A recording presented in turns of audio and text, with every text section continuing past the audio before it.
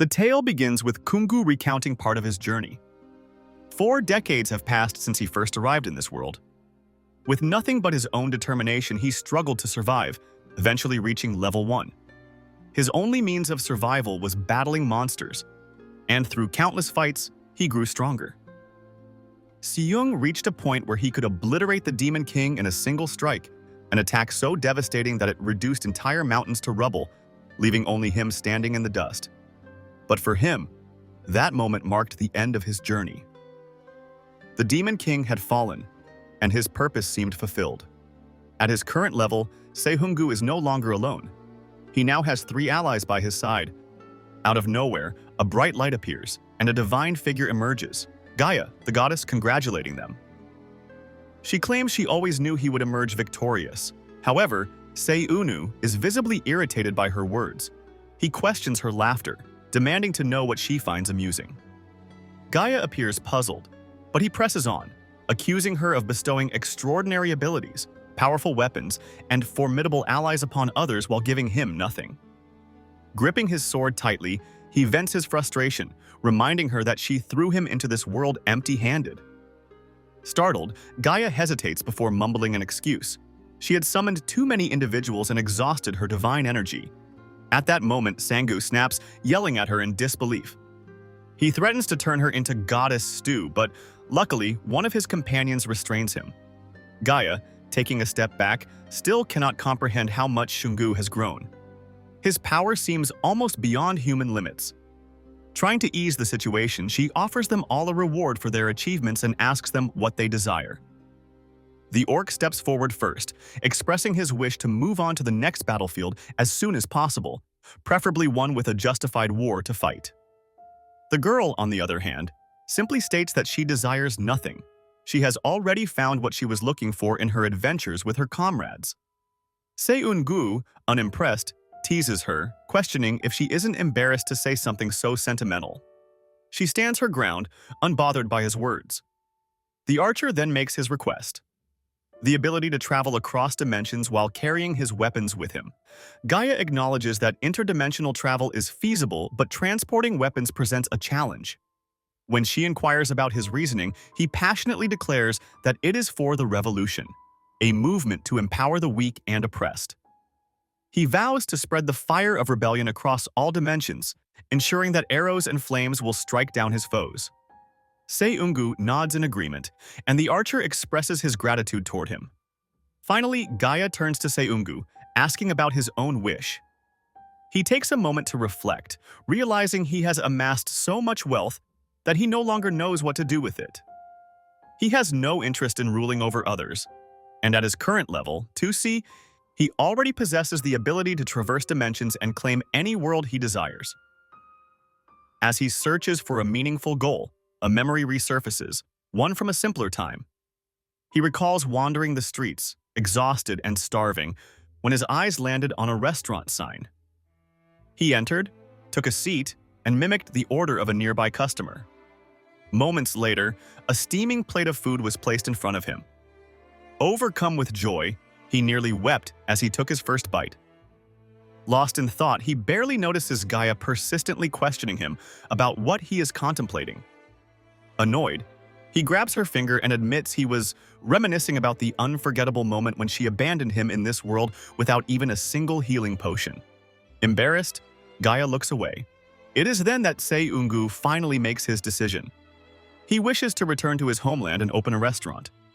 His companions react with disbelief. Gaia, confused, asks if that is truly what he wants. Siyu explains that he intends to bring cuisine from this world back home. The archer raises an eyebrow, questioning why he would choose to bring food from here rather than the other way around. Seung-gu clarifies that while Earth's food may be common, introducing the flavors of this world would make his restaurant stand out. The archer shakes his head, convinced the protagonist has lost his mind. The orc appears dumbfounded, while the girl begins to pray for his soul. Gaia hesitates before pointing out that this world's food has the notorious reputation of being the worst across all dimensions. In response, Seung-gu plants his sword into the ground, his expression unwavering. That is precisely why he wants to bring it back. Gaia, startled, instinctively backs away. Meanwhile, the protagonist, smiling, questions whether it would truly be fair for him alone to experience the strange and surprising cuisine of this world. Far from their realm, in the bustling city of Seoul, prosperity thrives, and the lights remain illuminated until dawn. However, an eerie sound begins to echo through the streets. In an instant, an enormous monster crushes a street lamp beneath its feet as though it were nothing. Then chaos erupts. Portals materialize, unleashing waves of monstrous creatures that flood the city, tearing through everything and everyone in sight. From atop a towering building, a man silently observes the carnage. This is Disaster Zone Sector A. He grits his teeth in irritation as another figure arrives. The newcomer, a girl, addresses him, acknowledging his status as one of the most elite hunters.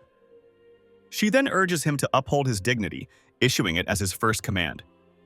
This man is known as Baek Kyok, codenamed Superstar. With a weary look, he mutters that he can't do it and hesitantly asks if closing that is necessary as well. The young woman beside him dismisses his concern, saying that low-rank portals like these aren't a priority. Soon enough, they'll be dealt with. Frustrated, Baek complains about constant overtime and questions if she understands the situation. She explains that the area had been an uneventful S-rank danger zone until 4 days ago when something shifted. The number of monsters increased drastically. Baek, nodding, gestures toward the creatures, pointing out that they're behaving as if being chased by an unseen predator. She agrees, mentioning that the second order came to the same conclusion, suspecting that the boss could appear at any moment. When she tries to swat the cigarette from his hand, he smoothly dodges, preserving his smoke. However, the sky darkens, rain begins to pour, and his cigarette fizzles out. Annoyed, he looks up, sighing that things keep getting worse. Turning away, he states that if the second order's suspicions are correct, a raid is imminent. He announces he's taking a 10-day leave. The woman, surprised, questions his sudden decision, asking where he intends to go so late at night. Without elaborating, he simply says he's not in the mood today. Chuckling to himself, Baek mutters about shaking off the exhaustion from his relentless work schedule. As she watches him leave, she thinks to herself, he's at it again. The rain continues to fall. Baek wanders through the streets, loudly declaring his choice of destination. His gaze settles on a warmly lit house. Overwhelmed by fatigue from long hours, the stress of endless battles, and the gnawing hunger in his stomach, he feels on edge. His patience is worn thin. Approaching the entrance, he decides that if the food is terrible, the place deserves to shut down, but if it's good, then he'll scold them for not serving him sooner. As he reaches for the door, his eyes land on a sign, closed. His irritation flares. How could they already be closed? Just his luck. He grips the sign, grumbling that he won't be stopped by something so trivial. With a snap, he breaks it, declaring that as a member of the First Order, the Superstar, this situation is ridiculous. He kicks the door open, yelling as he enters, only to find the space pristine and deserted. Inside, a lone man is speaking to himself, making a checklist of supplies still needed for his restaurant. He sighs, realizing that since returning to Earth 4 days ago, things have been moving slowly. There's no rush. Everything takes time. Rifling through a box of movies, he picks one and leans back, relishing the thought of a peaceful evening with a good film and a fresh cup of coffee. At that moment, Baek storms in, kicking the door with full force. He glances around, unimpressed by the emptiness. "No customers today?" he scoffs. The man remains silent before turning sharply, irritated. "Of course, it's empty. I haven't even officially opened yet." Baek, unfazed, settles onto a table's edge, stating that he doesn't care, he just wants something good to eat. The man narrows his eyes, annoyed that this intruder not only ruined his peaceful evening, but also had the audacity to make demands. Just who does this guy think he is? However, upon closer inspection, something seems off. The man notices Baek's frail limbs, his tired eyes, and the lack of awareness in his expression. He looks like someone who hasn't had a proper meal in ages. The thought crosses his mind. Was this guy mentally unstable? Baek, noticing the prolonged stare, slams the table and demands an explanation. "What are you looking at?" he shouts. The man, Seong-gu, shrugs, saying it's nothing. Yet, his gaze lingers. This guy doesn't just seem exhausted. He looks like he could break apart with a single kick. His behavior, his lack of regard for simple things like a closed sign, Sung-gu almost feels sorry for him. Baek, irritated, pounds his fist against the table again. "Are you blind? Can't you see my jacket? I'm from the First Order." Without responding, Sung-gu calmly walks away, heading to the fridge to check on ingredients. Baek seethes at the blatant disregard but eventually sits, muttering about how rude the owner is. He then orders food, demanding something be served quickly. Scanning his options, Seung-gu debates whether to use something mild, but ultimately decides to make this uninvited guest a favor by serving him something extravagant. He grabs a prime cut of meat and slams it onto the counter. This particular cut, taken from between the neck and the wings of a red dragon, is rare. At a glance, it might resemble pork, but its essence is entirely different. With a single stroke, he slices through it. Red dragon meat is imbued with flame energy, carrying an intense, fiery flavor. When marinated correctly, it transforms into an exquisite delicacy. Seung-gu smirks.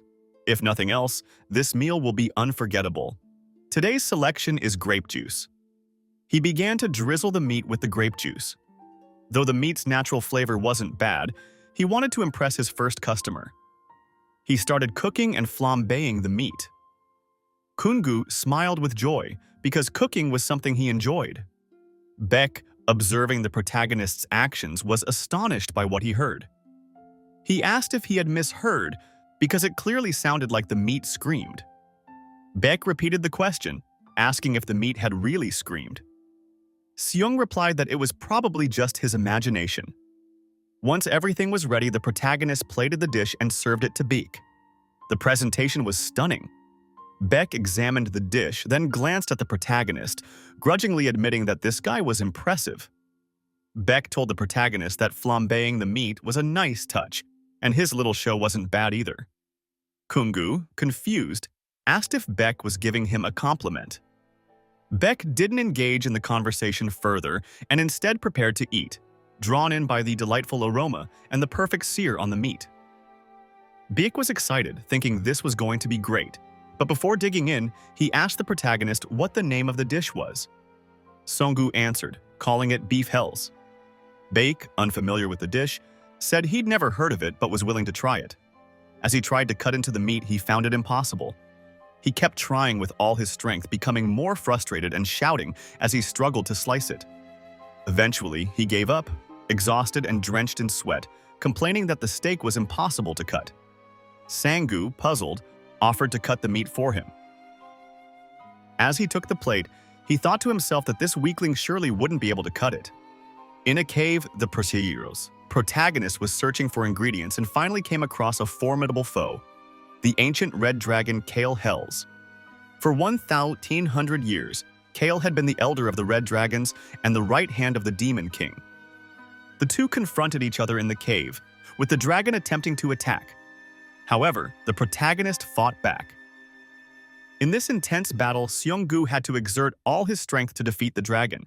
Back at the restaurant, the protagonist easily sliced through the meat. Baek, unaware, asked if the knife was actually able to cut it, but as he looked over, he saw the protagonist slicing the meat effortlessly. Kungu grinned and told Baek that he must be exhausted, which was why he couldn't cut it. Baek agreed, reasoning that was probably the case, but he was still going to taste it. He took a piece and put it in his mouth. Immediately, something felt off. He lowered his head, trembling, and started screaming as something emerged from his mouth. Covering his mouth, he muttered that fire was coming out of it and that the taste was horrible. The protagonist sighed, saying that was great because he had purposely made sure the dish tasted awful. Baek, still reeling, asked why. Seiyu slammed his hand on the table, shouting that the food he made was for survival and strength, which is why it tasted terrible. Baek, still struggling with the meat, tried to vomit but couldn't. He couldn't understand why he couldn't expel the cursed meat. He realized he would have to keep chewing, but it was just too hot. His only choice was to swallow the meat. As soon as he swallowed it, he felt something incredibly different inside his body. He began feeling dizzy and collapsed to the floor. The protagonist watched him as Baek reflected on how terrible the taste had been. An hour later, Beck woke up with a start, screaming. Kungu was sitting on the couch, yawning in boredom. Bayek, rising in anger, accused the protagonist of trying to kill him with that awful food and then going to sleep. Beck attempted to kick the protagonist in the face, but Sungu effortlessly caught his kick with just one hand. Beck sensed something was off. Sungu sighed, asking if that was all Beck had after eating his dish. He remarked that Beck seemed really weak. The protagonist explained that the dish was made from 3-star BFFK Hell's Meat, which provided vitality +2, fire resistance +3, strength +3, and the Draken ability. Bayek asked if the protagonist was calling him weak. Sungu smiled, confirming it, and flicked Bayek's foot, sending him crashing against the wall. Bayek, furious, charged at the protagonist, shouting that he was from the First Order. He began to unleash his power, but with impressive speed, the protagonist slid into Beck's opening and flicked him on the forehead again, sending him flying. While Beck lay on the ground, Kungu remarked that if he was angry, he could try hitting him again, but he was going to sleep now. Before resting, Seong grabbed his phone and wondered what the First Order was that made Beck so furious. A quick search revealed that the First Order was a group of the 100 strongest hunters in the world. Kungu was completely stunned to discover that this seemingly weak individual was one of the top 100 in the world. He thought to himself that if hunters were this feeble, the Earth was in serious trouble. However, he wasn't in the mood to get involved with that situation. Suddenly, an idea struck him, and he began staring at Baek, who was unconscious on the floor. With the sudden appearance of portals, a new role was created to fight the increasing number of monsters. Those who took on the task of defending humanity and the world were called hunters. The 100 strongest hunters were known as the First Order. Back at the protagonist's restaurant, Bayek regained consciousness and knelt, shouting that he was sorry. Kungu remarked that Bayek was only kneeling because he was weaker. The protagonist eyed him nervously and asked if Beck went around doing the same thing in other restaurants. Beck smiled in response. The protagonist took a sip of his delicious coffee and casually mentioned that it was fine, as it reminded him of a video he had seen before. Kungu commented that it was now called Blu-ray. Beck, observing the protagonist's behavior, thought to himself that this man clearly wasn't from here. Staring at the protagonist, Beck realized that the power he held was terrifying, enough to end his life in an instant without any effort. Kungu set his mug down on the table and declared that he had made a decision. He looked at Beck and said he would transform him into a new person. Beck, somewhat confused, asked what the protagonist meant. Sungu explained that since Beck was part of the First Order, he needed to become stronger to protect the planet. Beck was speechless. The protagonist elaborated, explaining that educating someone meant imparting skills, knowledge, and guiding them onto the right path. It also meant teaching them how to be a good person, which was why he had chosen to educate Bayek. Bayek, still uncertain, asked what would happen if he refused. In response, Seong began releasing some of his power. Beck felt the immense pressure and shouted that he was now under the care of the world's best professor.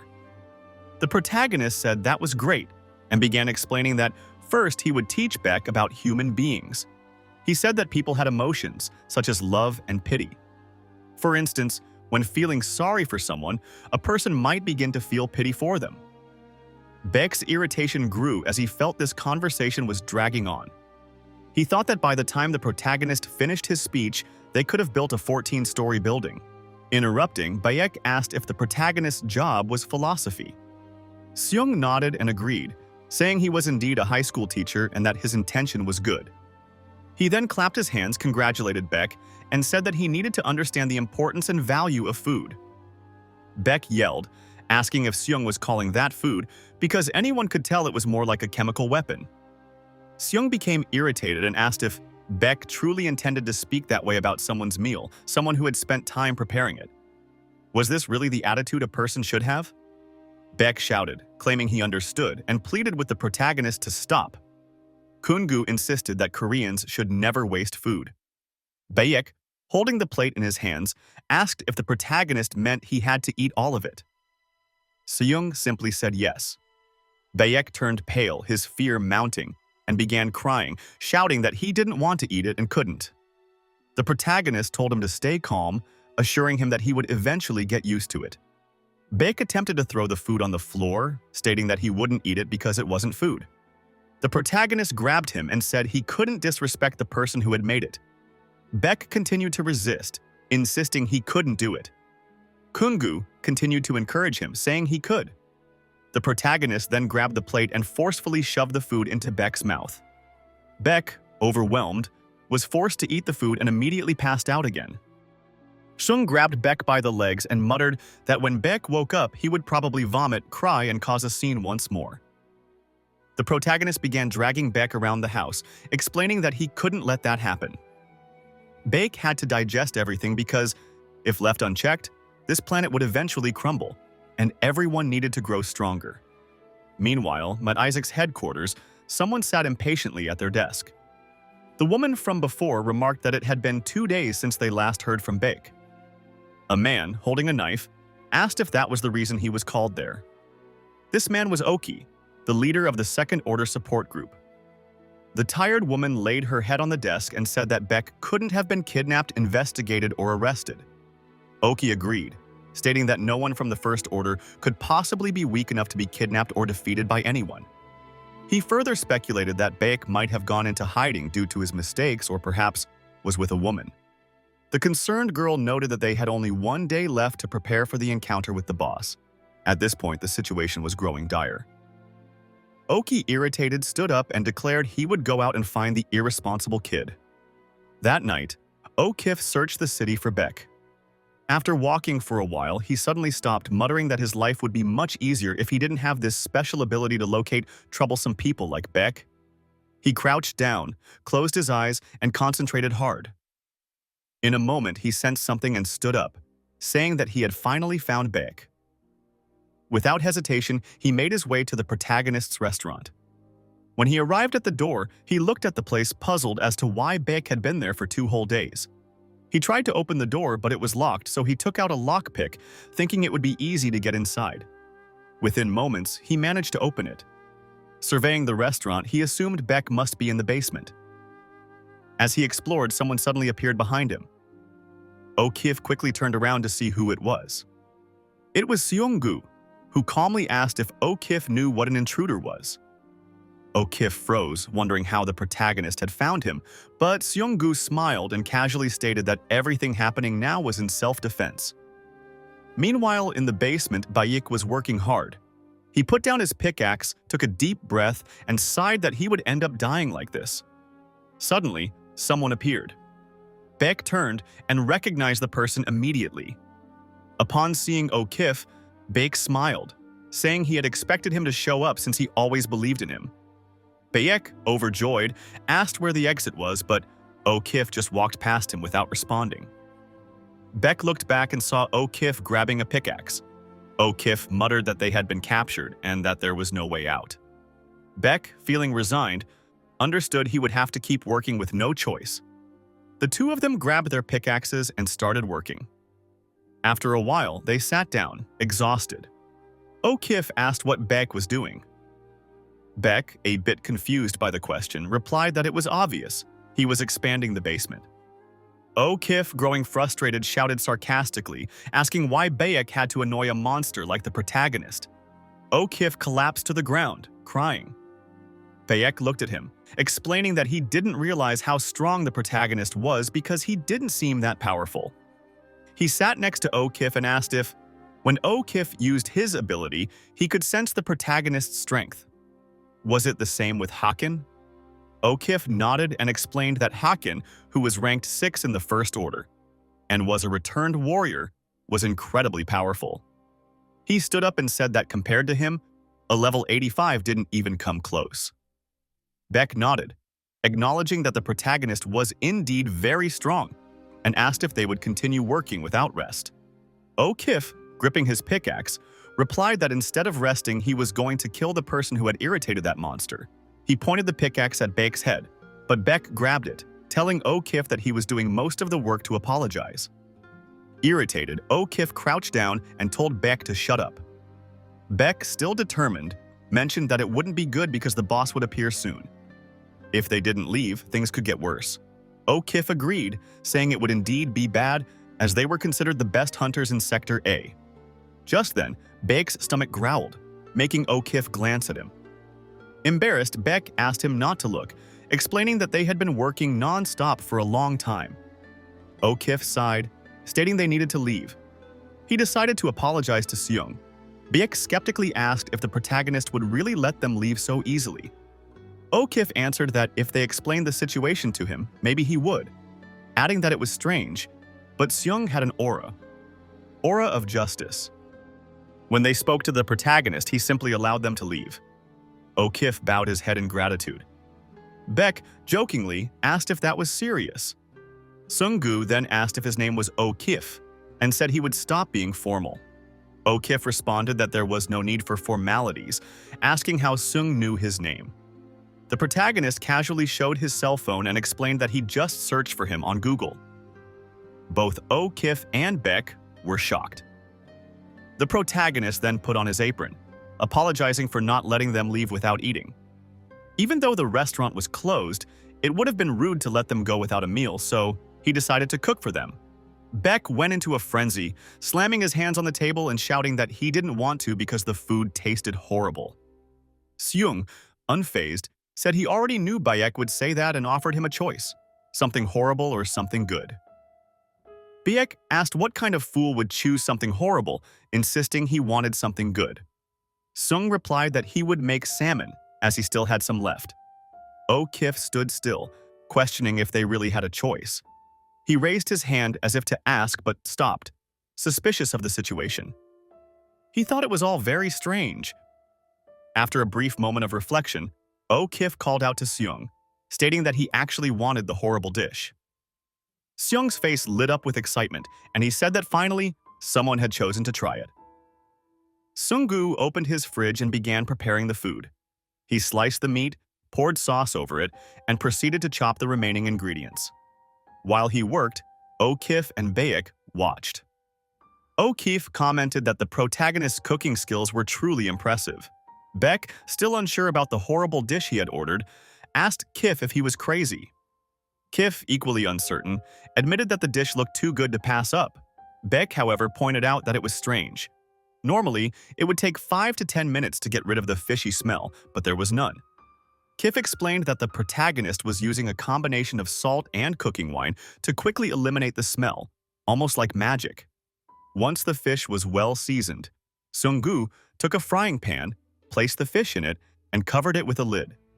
He announced that the first part of the dish was ready and that they just had to wait for the rest. While waiting, Seung-gu turned to Kif and asked if his heart or liver was weak or if he had any other health problems. Kif responded that his stomach was a bit sensitive, placing a hand over it. Seung-gu sighed, lamenting that he couldn't offer Kif the usual warrior's dish because of it. Baek, still amused, laughed and teased Kif, saying he wouldn't last 5 minutes in a fight without getting winded. Seung-gu, unfazed, decided to make something medicinal instead. He moved to one of his pots and began preparing another dish. Baek pouted, disappointed, as he expected something terrifying, but the dish being prepared seemed very normal. He chuckled and joked that Kif was lucky because it looked like he was about to receive something tasteless. While the two of them chatted, the protagonist continued to cook happily. He checked the fish and proclaimed it was done. He took it out of the pan and served it to Baek, who was immediately surprised. The dish looked perfect and too good to be true. Baek eagerly took his chopsticks, tasted a piece of the fish, and was astounded by the flavor. He shouted in delight, banging the table, and declared it was the best he had ever tasted, even shedding a few tears.